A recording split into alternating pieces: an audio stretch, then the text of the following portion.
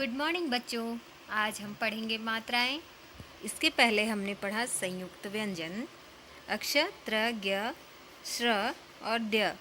हमने देखा कि वो जो संयुक्त व्यंजन है वे किन दो व्यंजनों से मिलकर बनते हैं।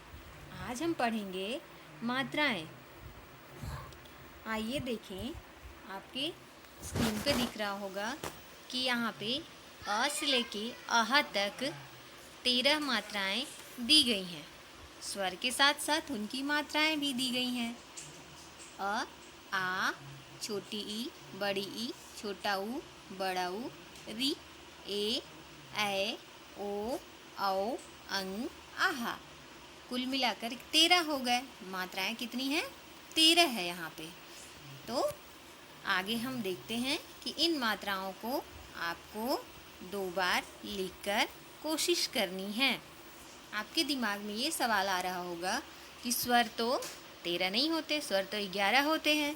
बिल्कुल सही, स्वर 11 होते हैं, लेकिन यहाँ मात्राएं कितनी होती हैं?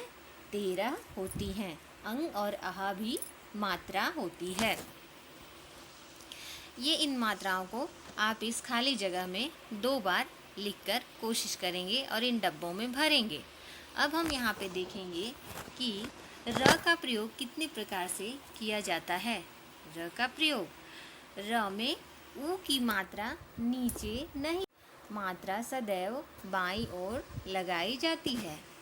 यहाँ पे आप देख पाते होंगे कि र धन ऊ, रू और र में बड़ी ऊ की मात्रा किस प्रकार से लगाई गई है। छोटा ऊ और बड़ा ऊ दोनों आपको यहाँ भली प्रकार से दिखाया गया है।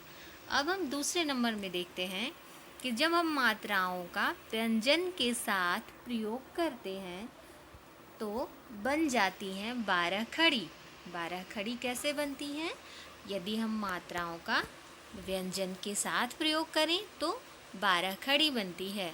एक और सवाल है, ऊपर अगर 13 मात्राएं थी तो 12 खड़ी क्यों? क्योंकि अ में कोई मात्रा नहीं होती, इसलिए 12 खड़ी ही होता है। ठीक है। कुछ यहाँ पे दिए गए हैं कि कौन सी मात्रा कहाँ पर लगती है।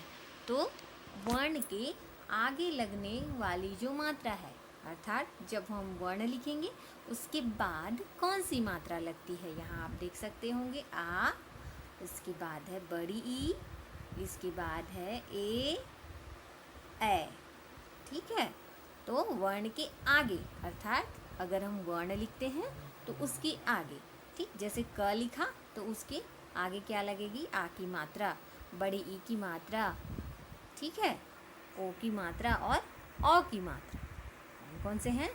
आ, बड़ी ई, ओ, औ। कौन कौन सी मात्रा लग गई? 4 हो गए। अब दूसरे नंबर पे है वर्ण के ऊपर क्या लगती है। वर्ण के ऊपर ए, ऐ, अंग और यहाँ पे अनुस्वर और अनुनासिक और आगत अ जिसे बोलते हैं वो भी लगता है। तीसरे नंबर पे आप देखते होंगे वर्ण के नीचे कौन कौन सी मात्रा लगती है। वर्ण के नीचे लगती है छोटा ऊ, बड़ा ऊ और री। ठीक है। और वर्ण के पहले लगने वाली मात्रा है छोटी ई। तो यहाँ पे कौन कौन सी मात्राएं हैं? वर्ण के आगे, वर्ण के ऊपर, वर्ण के नीचे और वर्ण के पहले। अब आप देख चुके हैं कि कौन कौन सी मात्राएं वर्ण में कहाँ कहाँ प्रयोग की जाती हैं। अब हम देखते हैं व्यंजन के कुछ प्रकार। व्यंजन हम पहले ही पढ़ चुके हैं, अब उनके प्रकार देखते हैं। तो यहाँ पे कितने व्यंजन दिए गए हैं देखिए। सरल, संयुक्त, द्वितीय व्यंजन, संयुक्ताक्षर और र की रेफ। ठीक है। यहाँ पे 5 प्रकार से बताया गया है। सबसे पहले हम पढ़ेंगे सरल व्यंजन अर्थात कंपाउंड कॉन्सोनेंट। ठीक, चलिए देखते हैं कि क से ह तक व्यंजन अपने मूल रूप में होते हैं। इन्हें सरल व्यंजन या सामान्य व्यंजन कहते हैं। क से ह तक क्या होता है? सामान्य व्यंजन। अब उसके बाद संयुक्त व्यंजन। संयुक्त व्यंजन क्या है? कंपाउंड कॉन्सोनेंट क्या है? चलिए देखें। यहाँ पे संयुक्त व्यंजन, जो संयुक्त का अर्थ होता है जुड़ा हुआ। जो व्यंजन दो वर्णों को मिलाकर बनता है उसे संयुक्त व्यंजन कहते हैं। हमने इसके पहले पढ़ा था। व्यंजन कौन कौन से हैं? अक्ष, त्र, ज्ञ, स्र और द्य। तो संयुक्त व्यंजन से बने शब्द भी यहाँ हम देख लेते हैं। देखिए किस किस से बने हैं। पहले देखते हैं हम संयुक्त व्यंजन अक्षर किससे मिलके बना है? तो क, हलंत और श, ठीक है, मूर्धन्य श को मिलाकर बना है। क हलंत का अर्थ है क स्वर के रहित है, अर्थात उसमें स्वर नहीं है, और श स्वर के साथ है। तो क आधा रहेगा और श पूरा, तो उसे मिलकर क्या बना है? अक्षर। और इनसे बनने वाले शब्द हैं क्षत्रिय, कक्षा, क्षमा।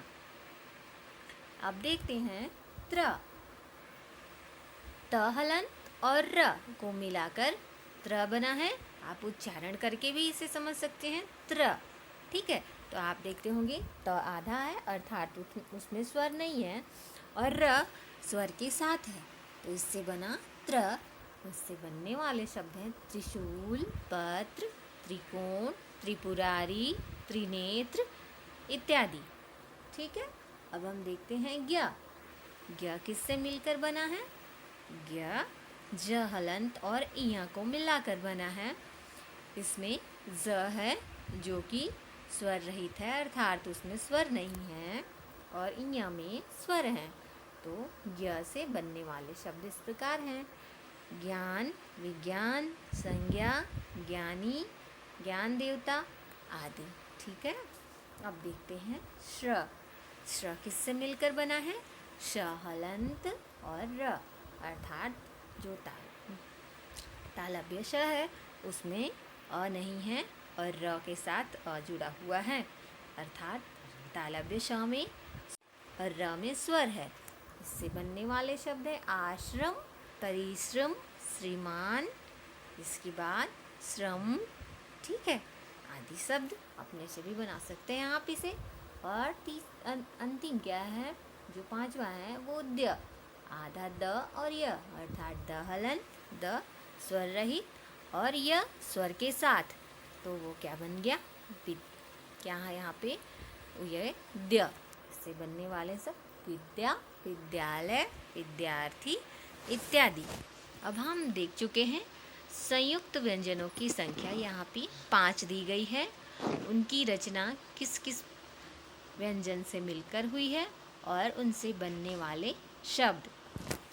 अब हम संयुक्त व्यंजन जान चुके हैं।